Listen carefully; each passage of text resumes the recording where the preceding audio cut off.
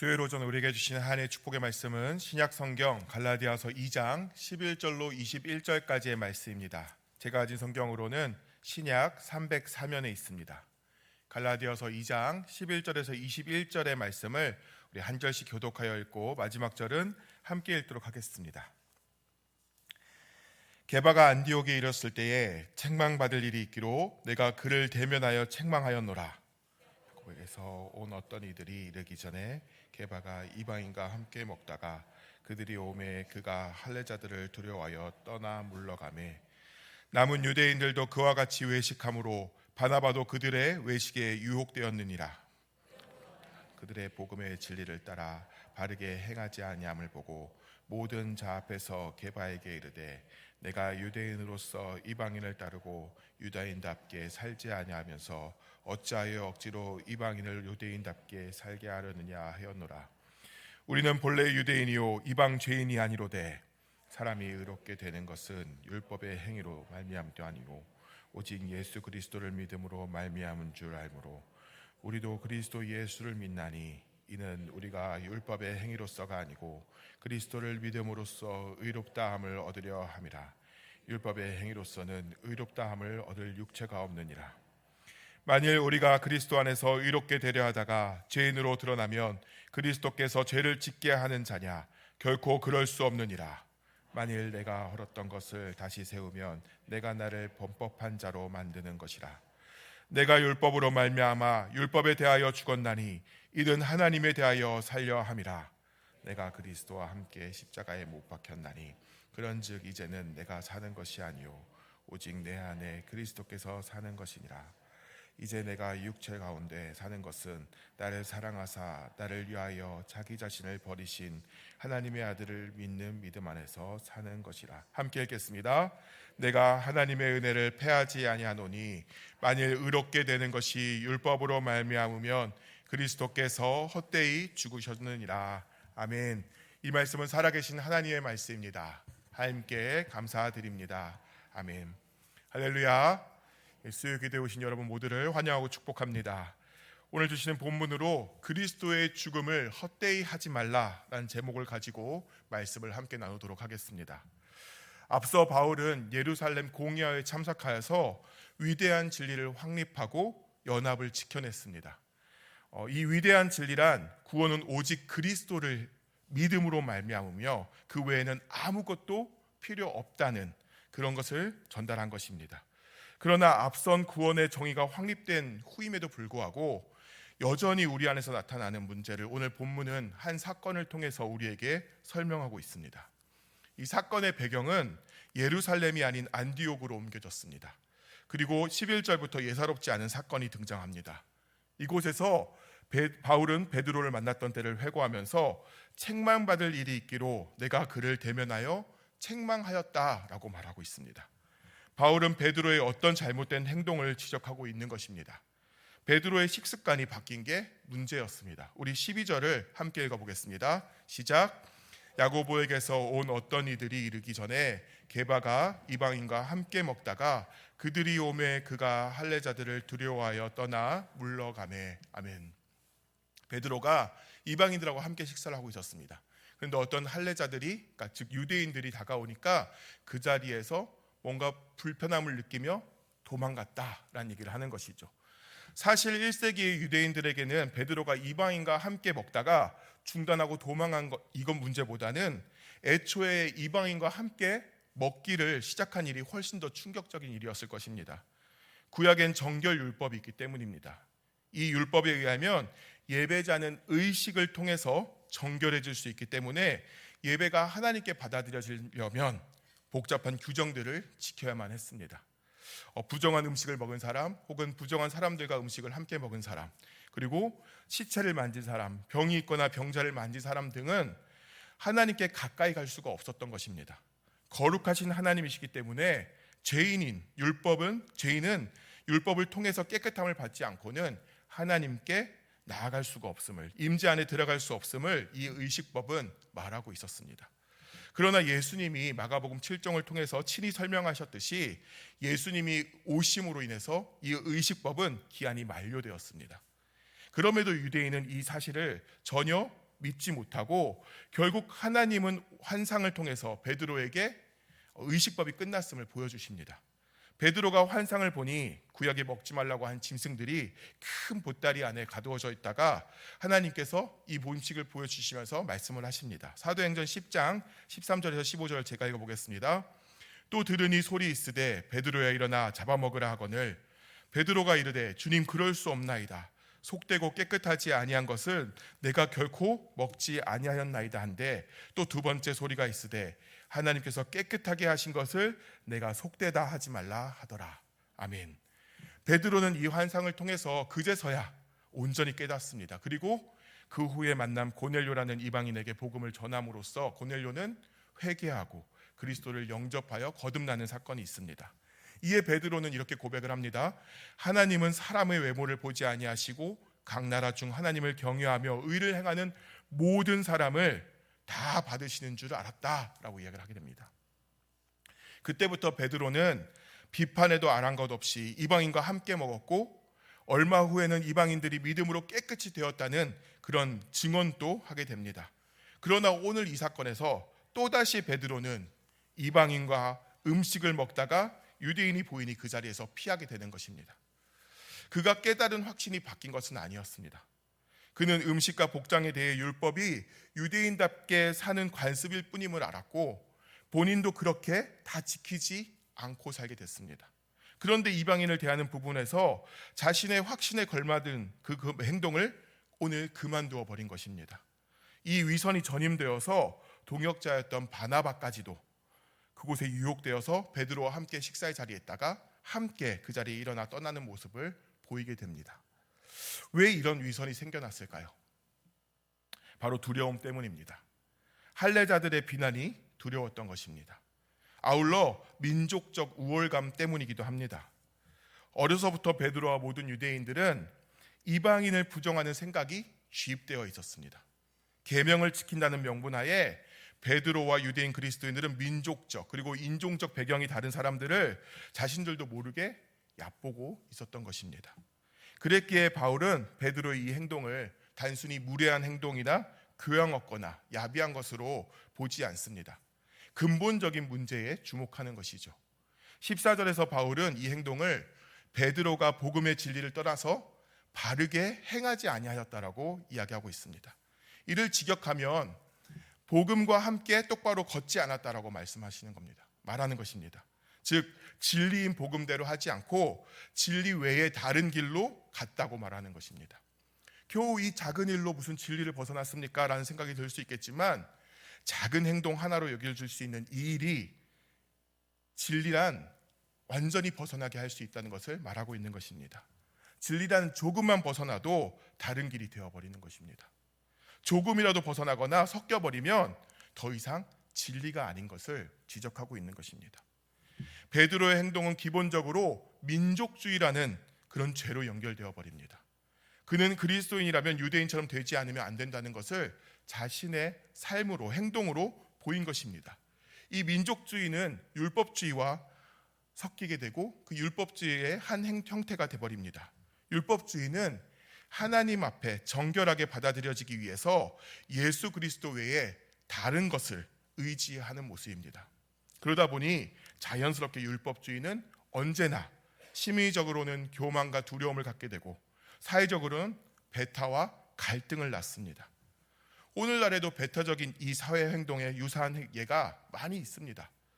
이는 믿음으로 의롭다함을 얻는 것, 곧 이신칭의를 바로 이해하지 못한 것이며 실천하지 못하는 행동인데 우리 안에 나타나는 이런 모습들을 몇 가지 살펴보겠습니다. 우리 안에 나타나는 첫 번째 모습은 파벌주의입니다. 모든 기독교 단체나 교단이나 이런 모습들에서는 어떤 단체가 되다 보니까 어쩔 수 없이 특유의 신념과 실천이 많이 드러납니다. 그런데 안타깝게도 이 특유의 실천과 신념은 복음의 핵심과 관계된다기보다는 행동 윤리나 교회 정책에 관한 특수한 소신이 많이 드러날 때가 많습니다. 다른 자기 교회가 우월하거나 최고임을 스스로 입증하고 남에게도 내보이려며 각자의 특별한 부분을 부각시키기에 힘쓰는 모습들이 나타난다는 것이죠. 이게 바로 파벌주의가 되게 버립니다. 두 번째는 계급주의가 있습니다.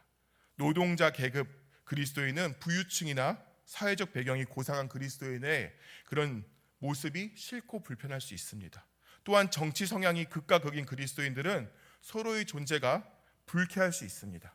재능이 뛰어난 그리스도인들은 평범해 보이는 사람도 교회에서 대등한 취급을 받는 것이 불편하게 느껴질 수 있습니다. 사교성이 좋은 그리스도인들은 사교성에 떨어진 서투르거나 관계에 서투러지거나 그리고 겉도는 그런 신자가 불편하게 느껴질 수 있다는 것입니다. 물론 이와 반대인 경우도 마찬가지겠죠.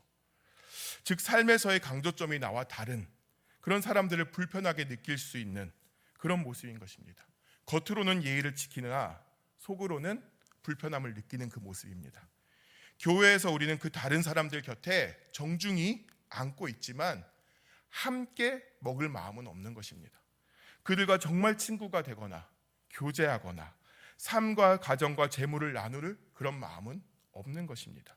그래서 형식적인 관계만 유지하고 교회의 공식 모임에만 마주치는 그런 모습이 나타나는 것이죠. 셋째로는 문화주의입니다.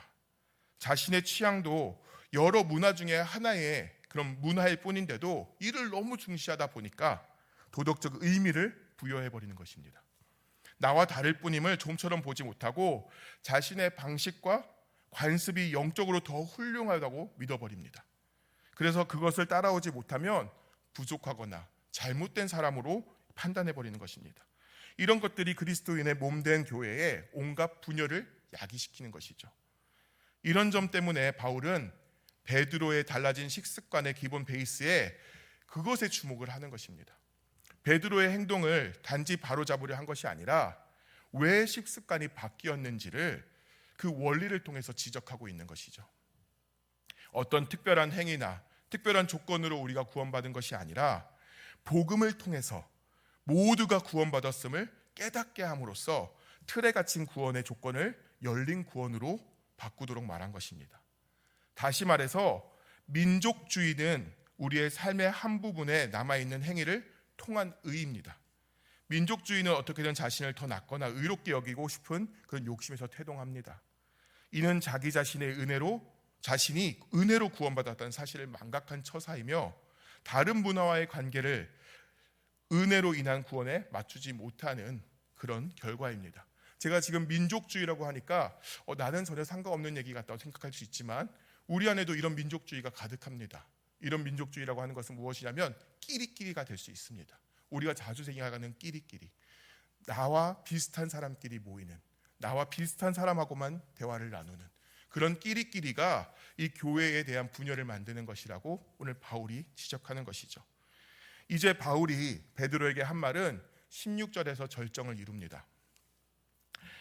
사람이 의롭게 되는 것은 율법의 행위로 말미암이 아니요 오직 예수 그리스도를 믿음으로 말미암은 줄 알므로 우리도 그리스도 예수를 믿나니 이는 우리가 율법의 행위로서가 아니고 그리스도를 믿음으로써 의롭다함을 얻으려 함이라. 율법의 행위로서는 의롭다함을 얻을 육체가 없느니라. 아멘. 이 말씀은 이신칭의입니다. 즉 기독교 신앙의 핵심입니다. 하지만 사실 우리는 이신칭의가 무슨 뜻인지 우리의 삶에 어떤 영향을 미치는지를 잘 모릅니다. 그래서 이 말씀을 읽으면 그냥 율법이 그렇구나 정도로 끝날 수 있지만 우리는 이 핵심 주제를 반드시 기억해야 한다는 것이죠. 먼저 이신칭의의 개념을 바울이 베드로를 책망을과 연결하여서 보라보면 본질적으로 이 논쟁의 관점은 정결함에 있습니다. 이 유대인이 이방인과 함께 먹지 않는 이유는 이방인이 부정하다고 생각했기 때문입니다. 분명히 하나님을 예배하려면 정결해야만 했는데 저들은 아직 부정하다고 여기는 것이죠. 이 문제로 혹여나 할례를 받은 자들에게 책망을 받을까 봐 베드로는 이방인과 함께 밥을 먹다가 물러나 버린 것이죠. 그러니까 바울은 베드로가 이전에 계시로 배웠던 교훈인 그리스도 안에서는 누구나 정결하다는 사실을 상기시키는 것을 지금 말하고 있는 것입니다. 바로 이 문맥에서 바울은 의롭다함의 개념을 사용하고 있습니다. 의롭다함이란 본질상 정결함과 같은 동일한 말입니다. 즉 의롭다함을 얻으면 하나님과의 교제에 받아들여진다는 것을 이야기하는 것이죠. 그런데 왜 바울은 정결함이란 단어를 쓰지 않고 의롭다함이란 단어를 사용했을까요? 바울이 사용한 의롭다함은 그리스도 안의 구원을 다른 각도에서 보게 해주기 때문입니다. 정결함은 그리스도께서 우리에게 해주신 일을 전달하기에 부족합니다. 정결함이란 단어로만 생각하면 우리가 죄의 생각과 습관을 어떤 방식으로 제거하여 깨끗해졌기 때문에 하나님이 우리를 받아주신다는 의미가 풍겨납니다.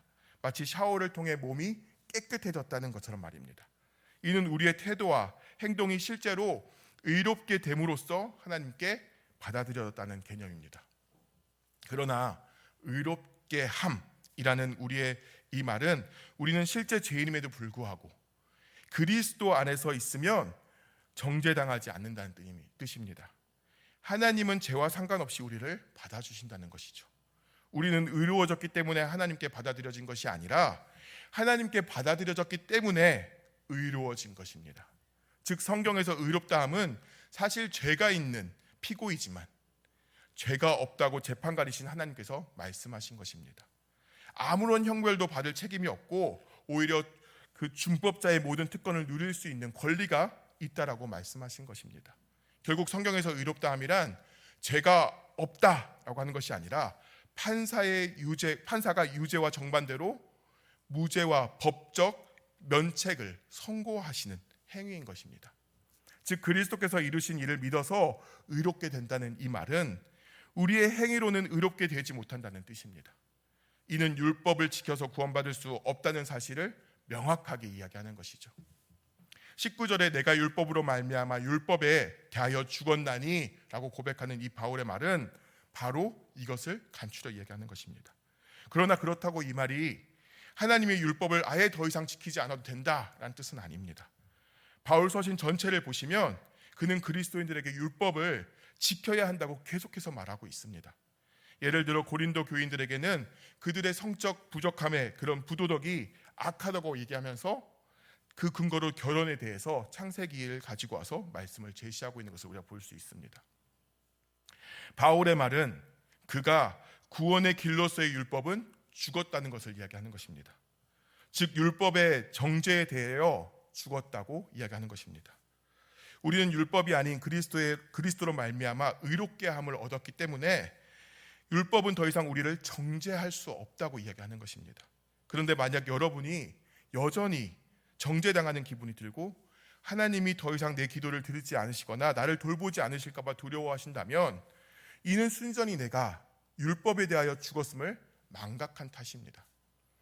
율법이 나를 해칠 수 없음을 망각하면 그렇게 생각할 수밖에 없게 되는 것이죠.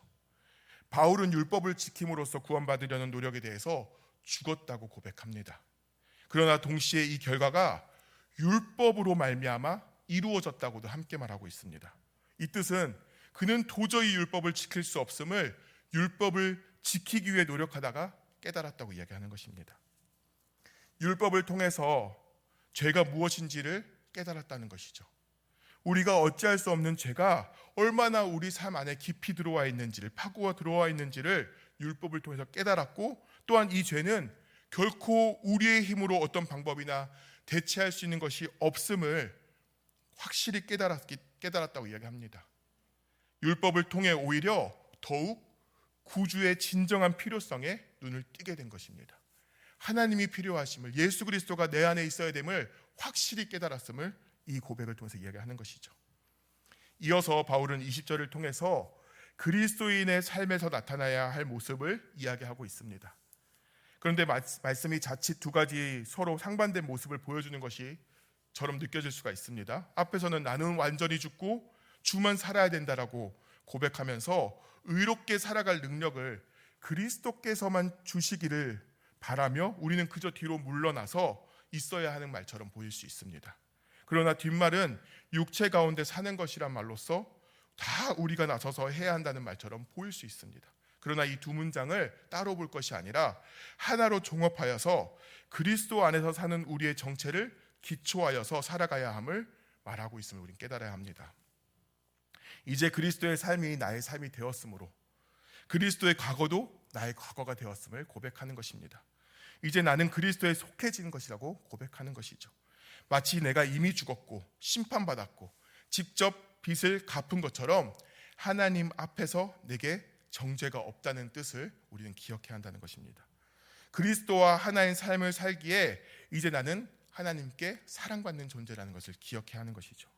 그러므로 이제는 내가 사는 것이 아니요 오직 그리스도께서 사시는 것이다. 이 말씀은 비록 우리가 죄인임이 드러날지라도 그리스도 안에서 의롭다는 사실을 환기시키는 승리의 고백임을 기억하시길 바랍니다.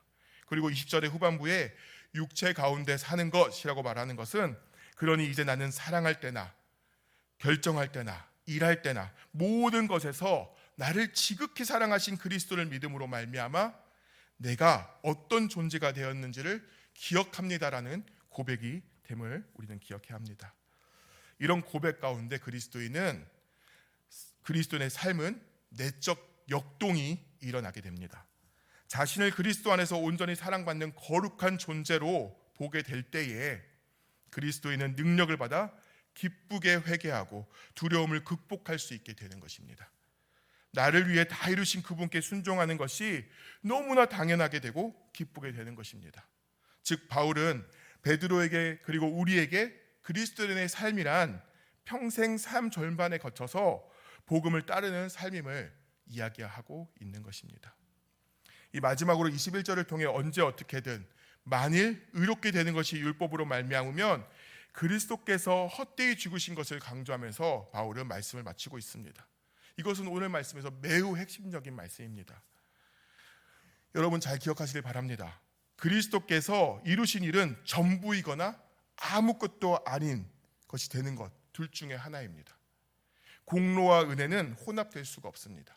내가 해서 얻는 것과 은혜를 받는 것은 합칠 수가 없다는 것입니다. 어떻게든 율법으로 칭의를 얻을 수 있다면 그리스도의 죽음은 역사적으로 무의미하고 개인에게도 무의미할 수밖에 없습니다. 죽음은